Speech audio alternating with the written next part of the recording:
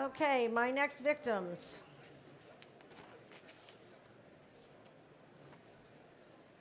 Is this helpful? Yes? Okay, good. You're all ready to be on a board? Seriously, go for it. People think they're not qualified to be on a board, but they should. So I'd like to introduce Désérable, CEO and founder of Goodness & Company. Clover Hogan. Huh? Oh, Quantis. I'm sorry. I knew that. Sorry about that.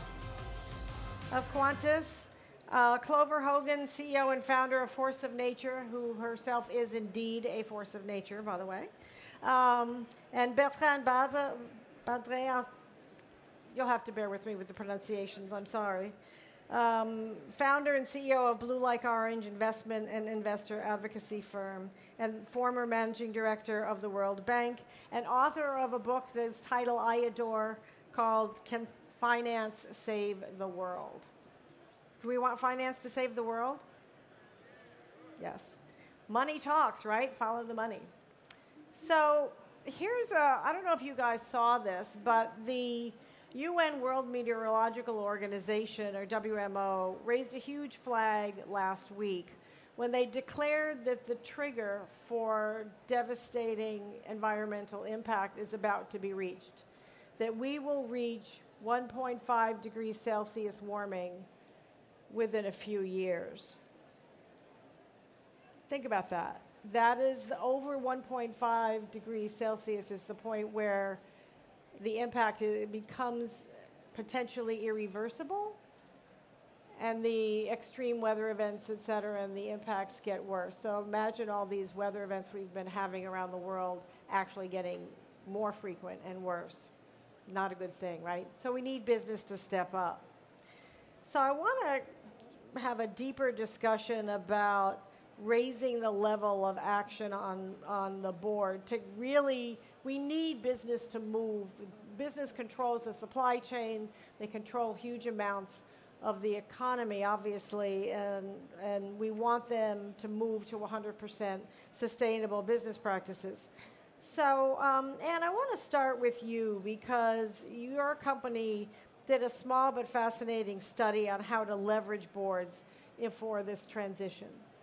How do we get, what did you find about how do we get boards to take 100% responsibility to transition their companies to sustainable business practices? And if you can give us some examples, that would be great.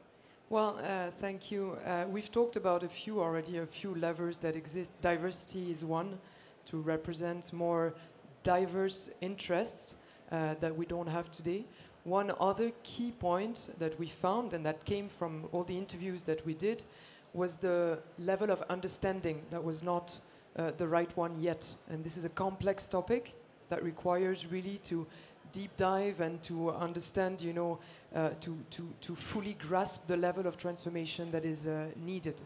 And we see today that we actually work mostly with ExCos on defining their environmental strategy, but since recently, we've seen more and more requests from the boards themselves wanting to upskill, as well as from CEOs looking at ways to engage their board on the topic. And I think that's this is one crucial element, is the need for alignment between the board and the ExCo.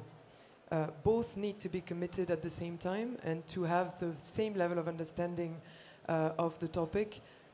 Otherwise, one without the other won't go that far. To clarify, when you say ExCo, you mean Executive Committee? Executive Committee. Okay.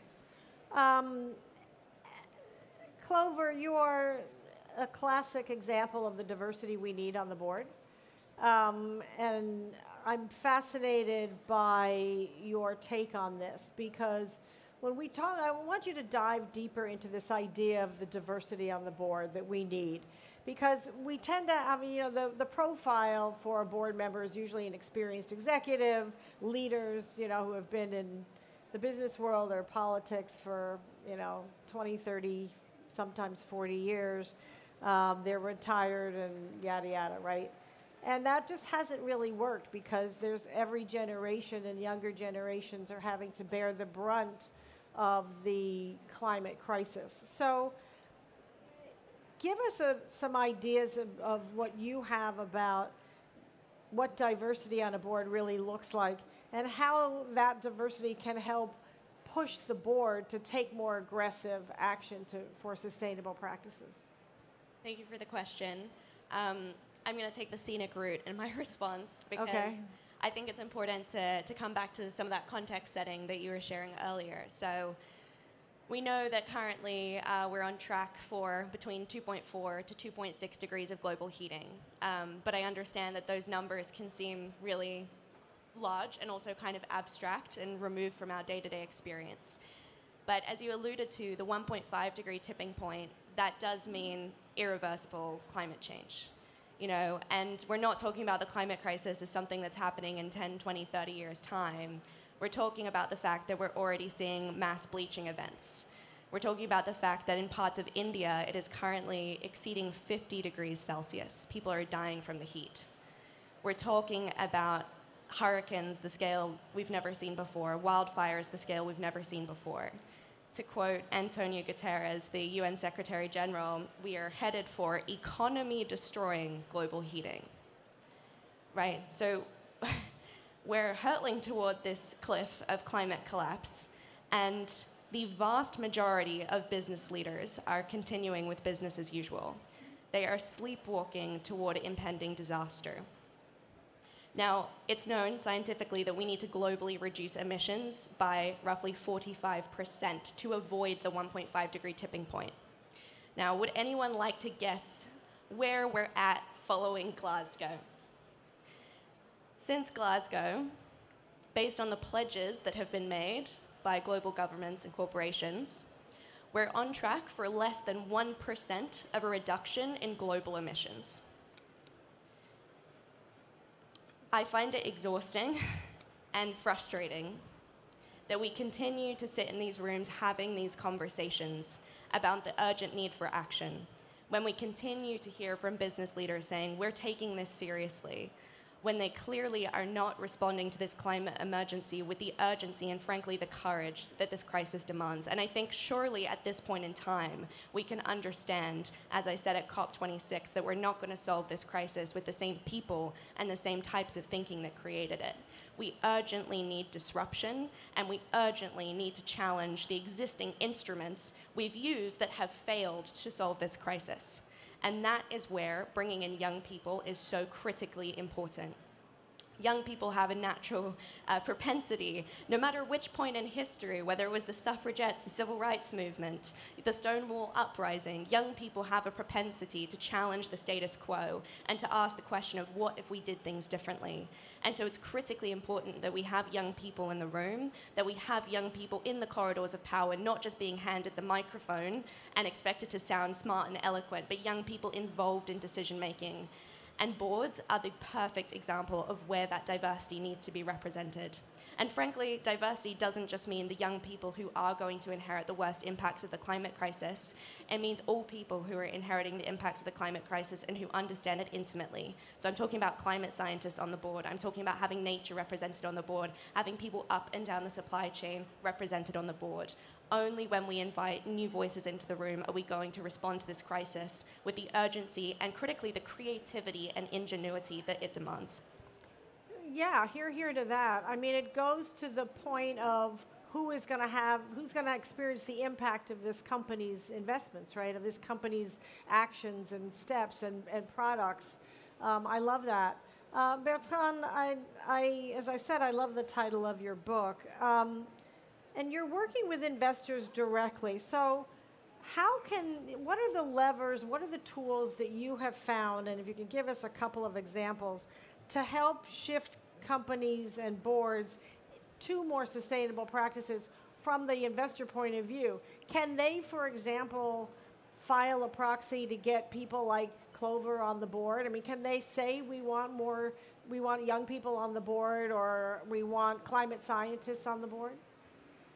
Thank you very much for this question. I think I was reflecting on our discussion today, and it's very interesting to remember that actually the problem we are facing today was put in place 50 years ago around the board. You all remember the famous article from Milton Friedman in the New York Times on the 13th of September 1970, where he says the social purpose of business is to increase its profits. And this article actually was a discussion on board responsibility. For the old people, I'm the old guy here, in 1970s there was a discussion on General Motors. That was the moment where people say what is good for General Motors is good for America, and what is good for America is good for General Motors. And the question was whether the board of General Motors should incorporate representative of public interest, what we would call stakeholders today. And Milton Friedman say, no, public interest does not belong to boardroom. Public interest is not the business of companies. Public interest, he did not deny the reality of public interest, but it's outside. And he said, if you do that, it's pure unadulterated socialism, which in the US is a very, very dirty word. And the problem is that since 1970, we have not changed that mantra. So we are discussing incremental changes. We are discussing how can we leverage this system, which intrinsically will not change. Because the system is built on the idea that the profit is an end to an end, and this is the ultimate responsibility of the board. So you can change the board by putting pressure on their conviction. You can change the board by saying, okay, it's not good what you do with kids there, it's not good what you do with energy there. But we are still playing at the margin. And that is what is very frustrating, because of course there are many ways that we can deal with. There are many tools, and we are all presenting evidence that we can still do things. As I often say, the system we've built over the past 50 years is fortunately or unfortunately neutral. It doesn't prevent you from doing good things, but it does not reward you when you do good things. It doesn't prevent you from doing bad things, but it doesn't punish you if you do bad things. So we have to play with this neutrality, which is basically what we are trying to do today. And this neutrality actually put us in the fog. The fog, we all know that there is a problem with our planet. We all know that we want to do good things. As one of us said, nobody really wants forcefully to bring more cancer or to pollute more. We are not bad guys. But this is, in our priority list, it's not necessarily at the highest level. And so in the fog, you have people which say, oh, it's foggy, I can enjoy. This is greenwashing. Right. You have people in the fog who say, it's foggy, but I have my compass, and whatever the level of fog, I know where I want to go. And the reality is the vast majority of people in the fog say, well, I'm being taken between a rock and a hard place, so between compliance and my conviction, and I'm trying to navigate as well as I can, avoiding pressure from NGOs on the one end, avoiding pressure from shareholders on the other. And it's very complex, and it's very difficult, Isabelle described it. But my point is that if we don't address the heart of our operating system, meaning the social purpose of a business is to increase its profits, we will still be incremental and marginal, and we will come back next year and the year after, etc. We will see temperature rising, biodiversity declining, social issues rising, and we will not address it. So I fully understand that for the time being, we have to use the various leverage you mentioned, but we have to you have to work in parallel to do more. And we have a particular responsibility in this room to do more. Right. If I may, on that point, I think it's a critical question, the one of the responsibility of the board and the mission of the board. Is it really to increase profit? It was maybe at some point. Or is it to ensure the stability of the company in the long term? And when you think this way and you look at the top 10 global risks that are shared by the World Economic Forum, over the long term, it shows that overwhelmingly the main global risks are about the environment. So when you look at that, then you should expect board members to focus most of their work on environmental topics, or to integrate the environmental topic in every decision that they take. Exactly, and that actually is a great segue into my question for you, which is we want, in order to integrate, people follow the money, right? And so in order to integrate ESG values, which is environment, social, and governance values, into the board to drive this shift, how can we integrate ESG into the compensation that board members get? and follow their money. I mean, we have to start from where we are. We have to get them to shift from where they are, right? And so short of swapping out the board for people from this room and this conference, can we put ESG criteria integrated into the compensation system for board members? What did you find in your study about that? Well, we found that it started. It's already the case at every level of company. So why not the board?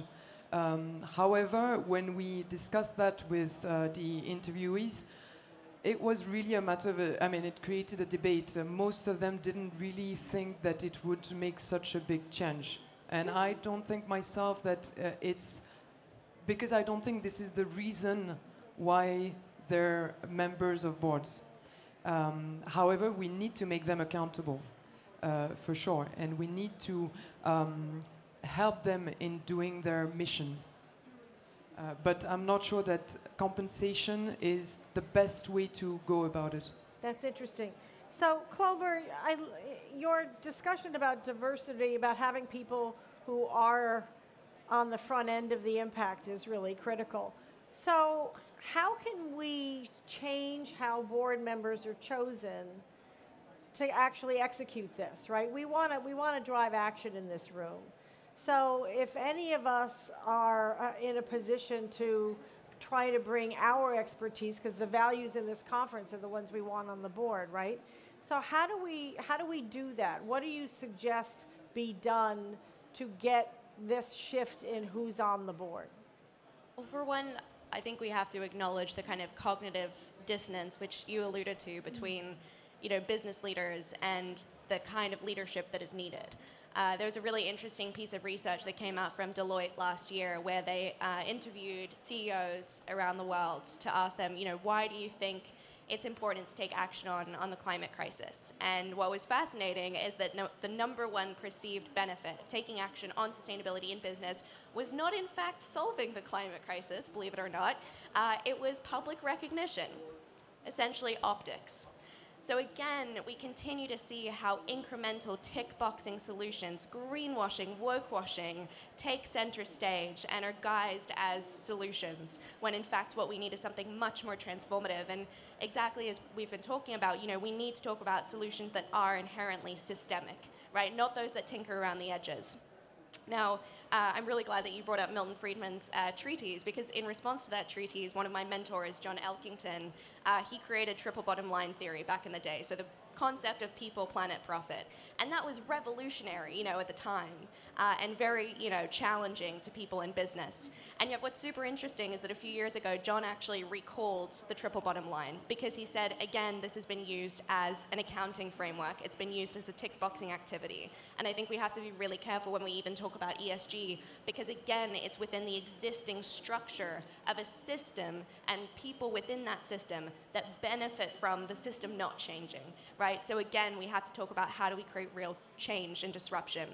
Now, a really interesting example of this was with Ben & Jerry's when they became a certified B Corp, right? So I'm sure many of us are familiar with B Corp certification, business is a force for good. Now, what was fascinating is that when they became a B Corp, their shareholders turned around and said, hey, your responsibility is not to solving the climate crisis. Your responsibility is not to stakeholders. Your responsibility is to us, the shareholders, right? And those two things were in direct opposition. And from that intervention, the benefit corporation structure was born. So this was the first time people were saying, we actually need to change the legal articles of a company, because the LLC model, which says actually your responsibility is to shareholders, to the profit, to the bottom line, that inherently needs to change if we're going to respond to this crisis with the urgency that it demands. And a final thing that I'll share, just an example of what good can look like.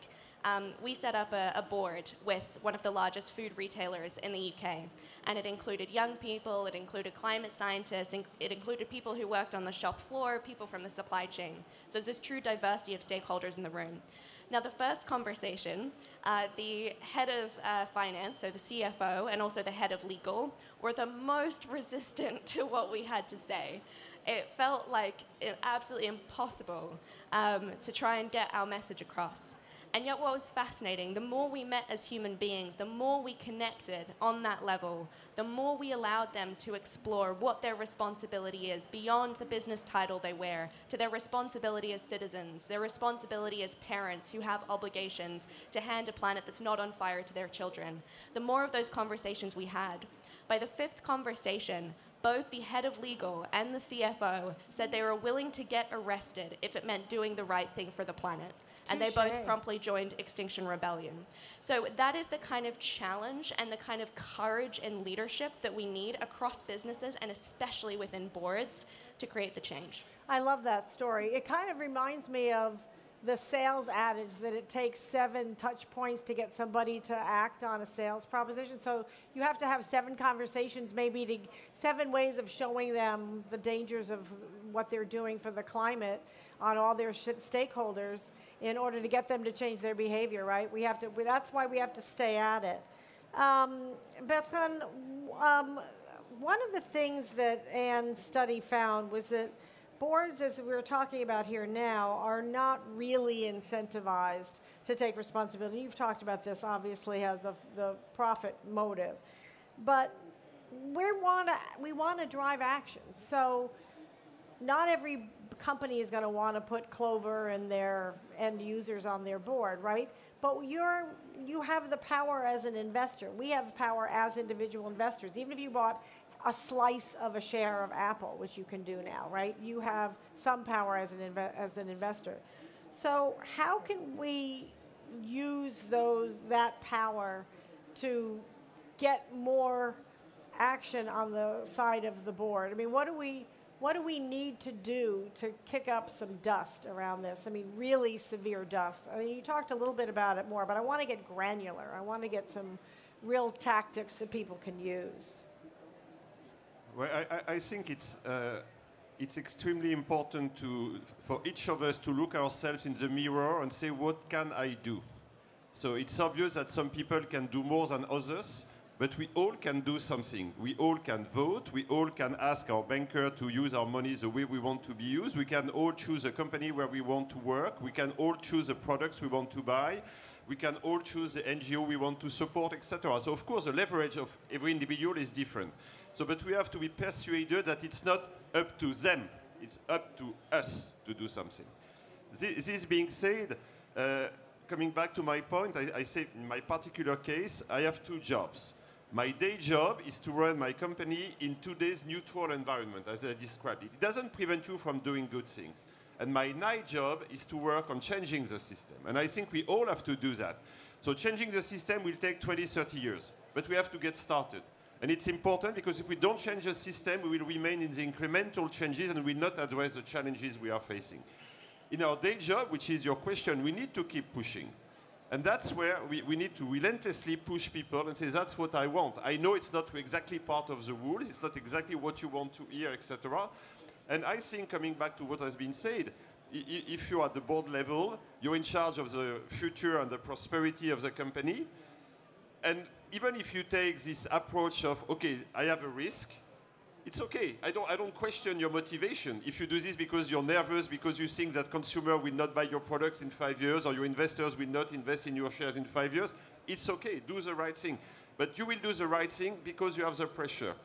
I like to say that market economy is probably the best thing we have invented collectively to manage scarce resources under constraints. We have to change the constraints. And in market economy, you have a very nice word, which is market. So if the market tells you, I don't want to buy your products, if your kids tell you, Daddy, your company sucks, I mean, all this has an influence. And that's how things are changing slowly. Not to the point where we will go to the systemic change, which is really why I worry. Right. I think we can move incrementally. We can do a number of things, and all of us, we are doing a number of things. But to reach a tipping point where things becomes irreversible, where we pass the point of non-return, we have to all work on our night job and say we want a change in the system. Because if we don't change the system, we'll not get there. Fabulous. One of the ways that I want to stick with you for a moment, Bertrand, because one of the ways that the system is going to be changing in the United States, at least, is the regulations that the SEC, the Securities and Exchange Commission, is coming out with. Europe is ahead of the United States on these issues. with these regulations. But tell us a little bit in 30 seconds, if you could. I'm sorry to do that to you, but what impact you think that those new rules will have? How much of the system will they change? I think the SEC rules, like what the AMF is doing here and what you said about ESG, for me have one practical advantage. They socialize the idea that we need to be serious and we need to move forward. But let's face it, it's just the beginning. Yeah. It shows the complexity, it shows the difficulty, it shows the direction, but in itself, it will not bring us there. Even though it's mandatory, they have to have, the numbers have to be validated?